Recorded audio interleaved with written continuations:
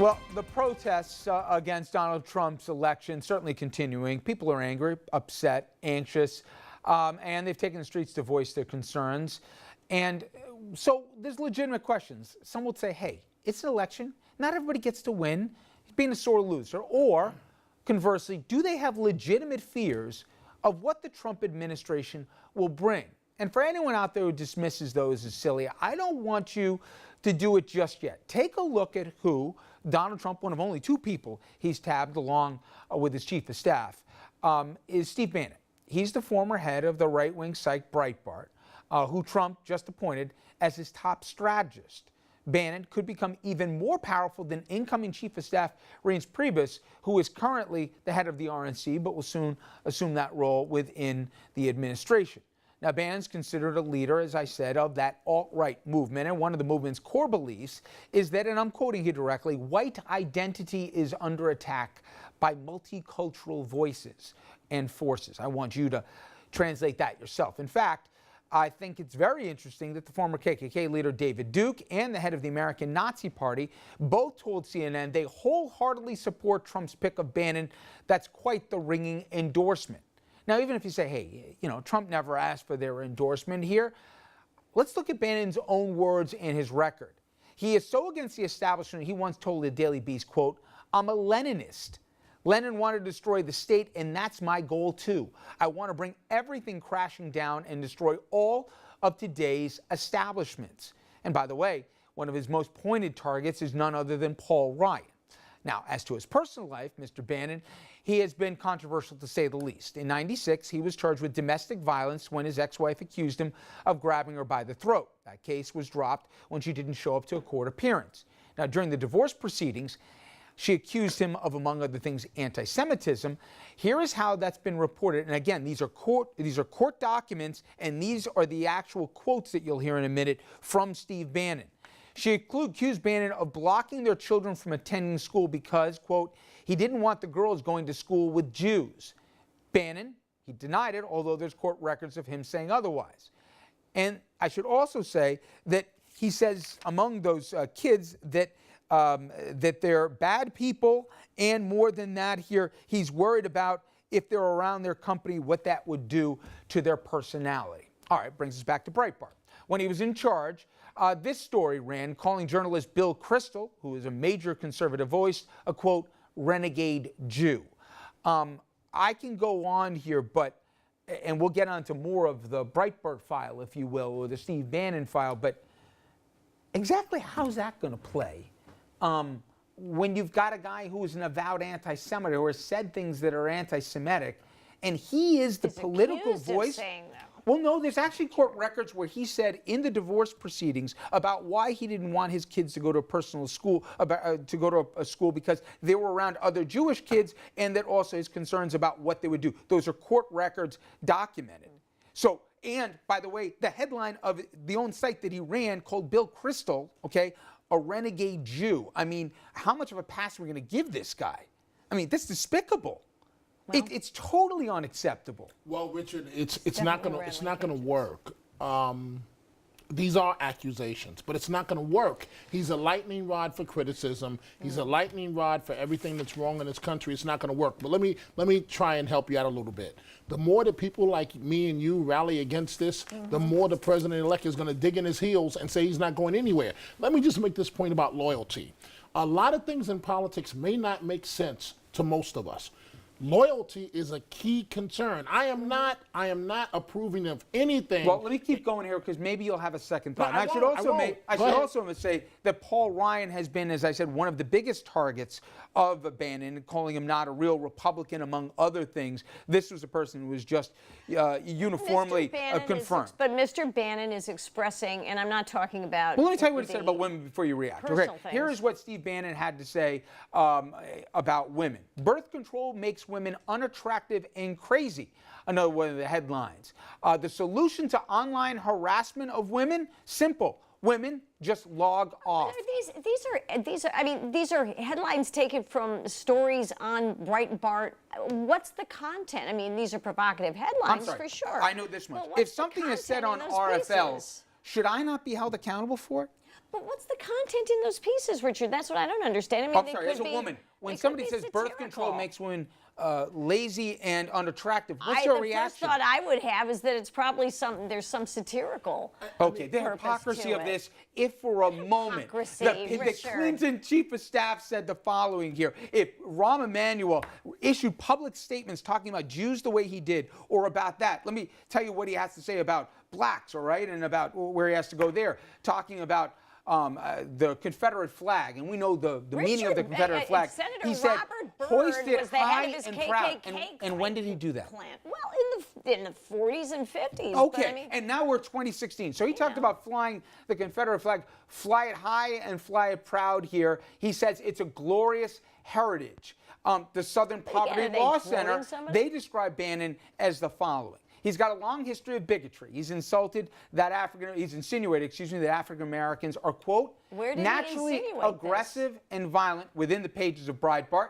And under his leadership, Breitbart published a strategy turned to one that made the media arm of the racist alternative right movement, publishing articles promoting popular white national tropes such as black on white crime, and they went on. Do you want the guy with the closest ear to the president saying, just No, think we about don't. this, We don't. that the But Confederate Richard, flag is Richard, something we should Richard, fly high and proud? Please, we don't want the guy with the closest ear to the president saying this. But it is what it is, my friend. Well, my friend, how come Republicans aren't exactly saying they think that this is a good appointment? Well, then nobody in their right mind is going to say this is a good appointment. Right. He's got to go. But the more the media digs in there, he'll get rid of him maybe a year down the road. He's not going to do it simply because the media is crying. The only thing I wanted to say about loyalty, you mentioned in the last segment, you said Bernie Kerik talking about Giuliani. Look at this for 1 second. Bernie Kerik's only qualification was that he was Rudy Giuliani's driver during the campaign. That was his only qualification. He didn't even have a college degree.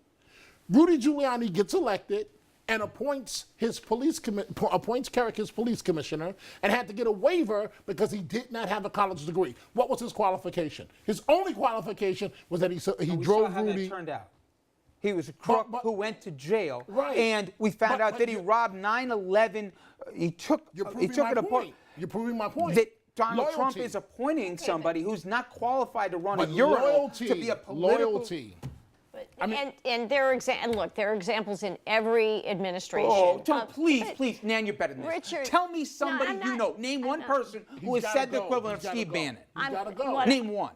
What I'm saying is this: every administration has had appointees whose qualifications have been primarily, as Dominic says, that they're loyal. They may not be indeed someone whom the rest of us would want to see in the job. Number one, as far as I know, Mr. Bannon's appointment, such as it is, has been discussed. It hasn't been made official. Number two, this administration is going to be accountable very loudly and clearly and immediately for everything it does. And they are highly capable of hearing. Mr. Trump, the president-elect, does not want to have the condemnation of the American people whom he is now pledged to serve. He's no longer in a political campaign. Of the many fights and he's that Donald surrounded Trump, by people who have a lot of sensitivity to then somebody will explain his this to image. me. Donald Trump, who has chosen many fights that he's going to wage here in the first 100 days and beyond that, one of the ones that he says he doesn't want to wage is over gay marriage. However, this is what Mr. Breitbart had to say about the gay community here. Bannon, excuse me. The Georgia governor, he said, caved to big gay hate machine, vetoing the religious freedom bill. Lesbian Bridezilla's bully bridal shop owner over religious beliefs. I can go chapter and verse. Sure. I don't think we want to wait. He has not only said that he's against gay marriage, but he has attacked that population. And then the president-elect's going to surround himself with a guy like this when he's going to, I assume, try and heal the divide in this country. Why should anyone believe him when he wants this guy to be his confidant? Well, obviously, this is the period of time during which, this is like floating a trial balloon, right? You see the kind of response that it elicits. This is a very loud set of objections that certainly can raise a lot of questions about you know, the way in which Mr. Bannon has supervised the Breitbart. The only thing I can content. think of is he's trying to throw a bone to a base, but if you're trying to say, I want racists, I want misogynists, I want gay bashers, and by the way, we'll talk about later in the program, what we've seen going out there and what people have taken license that the election means to some people in this country. Steve Bannon's got fingerprints on this because he's the guy who came in the campaign when it was floundering. He may have helped Trump win, and I don't debate Well, that. drain the swamp. But I'm sure that was a Steve Bannon. Drain the swamp phrase. is But- rated G compared to the rest of the stuff no, that he's I agree, done. but you know, but selected. Is there any but- line that we but say I Richard, won't want to? but I'm not going to gotta get in bed say, with this guy. Selected pulls from the fringes of Breitbart. I don't, you know, I need context for it. Not that No, I you approve don't. of You anything. don't. This No. is who he is, and you know that. Well, And that's not who I would don't. think that have- you'd ever I want have- your party to be associated I have with. met the man.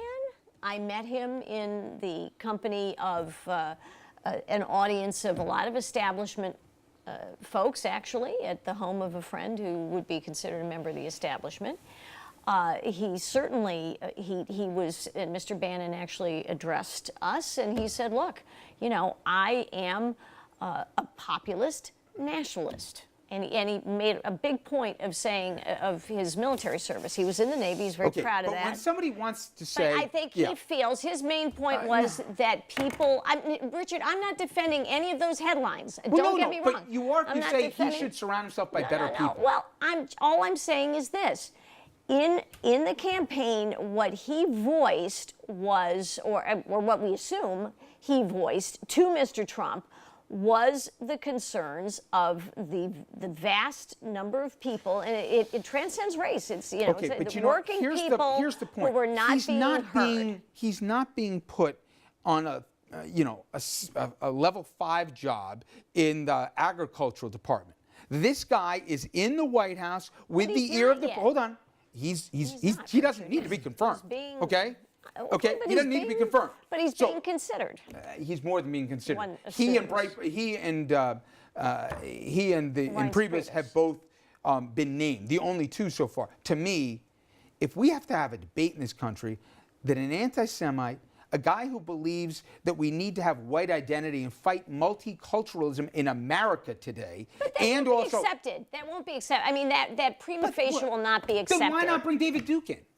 Because he wouldn't be accepted either. He has staked his claim on something that obviously people find ugly and abhorrent. I have a feeling this is going to be a trend in the next few months. Now, Coming up this next. administration is going to have to be accountable for those things, and they will That be. much we agree on. Coming up next, reports of hate crimes, they're soaring since Election Day. We're going to hear from some of the folks here impacted and show you how widespread this become and what I believe is an opportunity for one Donald Trump here to fill the vacuum. We'll talk about that after this.